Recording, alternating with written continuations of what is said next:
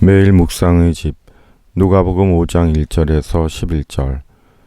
예수님의 소문이 온 나라에 퍼졌습니다. 유대에도 사마리아에도 갈릴리에도 사람들은 예수님의 소문을 들었습니다. 그리고 예수님께 몰려들었습니다.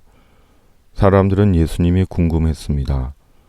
도대체 예수가 어떤 사람인지 그 실체를 알고 싶었습니다. 예수님은 사람들에게 말씀을 전했습니다. 귀신을 쫓아내고 병자들을 고쳐주셨지만 하나님의 말씀을 전하고 가르치는 것이 예수님 본연의 일이었습니다. 어쩌면 사람들은 오늘도 예수님에게서 놀라운 이적을 기대하고 보고 싶어 예수님께 몰려들었는지도 모릅니다. 그러나 예수님은 무리들이 다 어디서 왔는지 모르지만 무리들에게 말씀을 전하셨습니다. 흔들리는 시몬의 배에 올라 리듬을 타듯 말씀을 전했습니다. 그리고 사람들은 노래를 듣듯 말씀을 들었습니다. 육지에서 조금 떼기를 청하시고 앉으사 배에서 무리를 가르치시더니 예수님을 믿는 우리의 신앙은 하나님의 말씀을 듣는 신앙입니다. 세상에 많은 소리가 있고 그 소리가 종종 우리에게 영향을 끼치지만 그리스도인의 실상과 비밀은 말씀을 듣는 것입니다. 말씀을 듣고 말씀을 의지하고 사는 것입니다. 삶의 상황이 있지만 그것을 넘어 말씀의 우선권을 두는 것입니다. 그러기에 우리 신앙의 척도는 말씀입니다. 말씀에 대한 반응과 태도와 믿음에서 우리 신앙의 현주소는 드러납니다. 말씀을 마치시고 시몬에게 이르시되 깊은 데로 가서 그물을 내려 고기를 잡으라.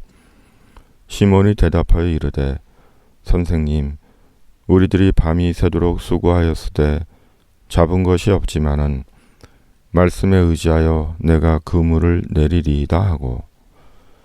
산호라면 우리 바람대로 되지 않는 경우가 있습니다. 우리가 생각하고 계획한 대로 진행되지 않습니다.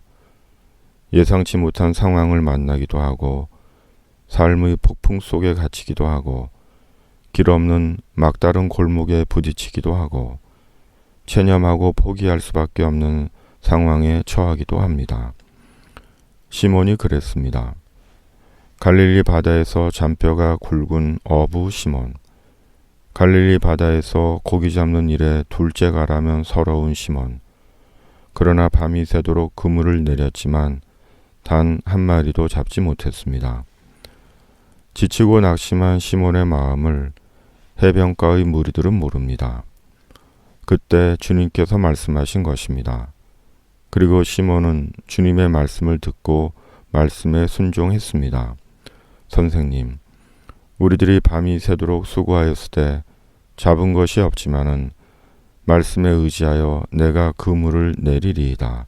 그리고 기적이 일어났습니다. 고기를 잡은 것이 심이 많아 그물이 찢어지는지라. 말씀은 우리의 상식과 경험을 능가합니다. 우리의 상식과 경험은 존중받아야 하지만 우리의 상식과 경험이 말씀보다 위에 있지 않습니다. 말씀의 능력과 비교되지 않습니다. 그리고 상식과 경험이 의미를 잃고 우리가 인생의 장벽과 절망과 상실을 만날 때 예수님 안에서 인생은 새로운 전기가 됩니다. 시몬에게 예수님이 선생님에서 주님이 되었듯이 예수님에 대해 눈이 열리고 비로소 온전한 인생을 살게 되는 출발이 됩니다. 예수께서 시몬에게 이르시되 무서워하지 말라. 이제부로는 내가 사람을 취하리라 하시니 그들이 배를 육지에 대고 모든 것을 버려두고 예수를 따르니라. 세기의 코로나19, 세상이 넘어야 하는 험한 산이 되었습니다. 그러나 우리는 이겨낼 것입니다.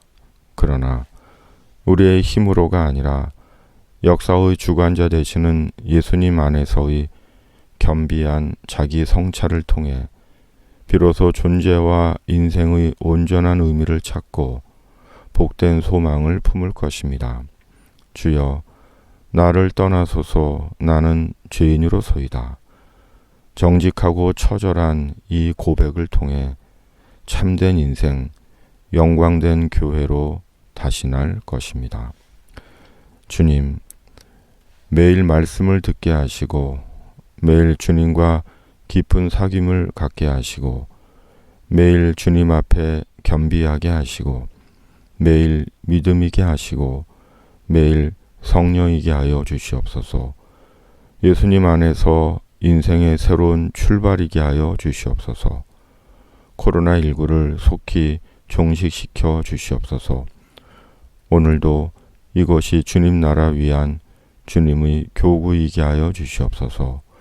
예수님의 이름으로 기도드립니다. 아멘.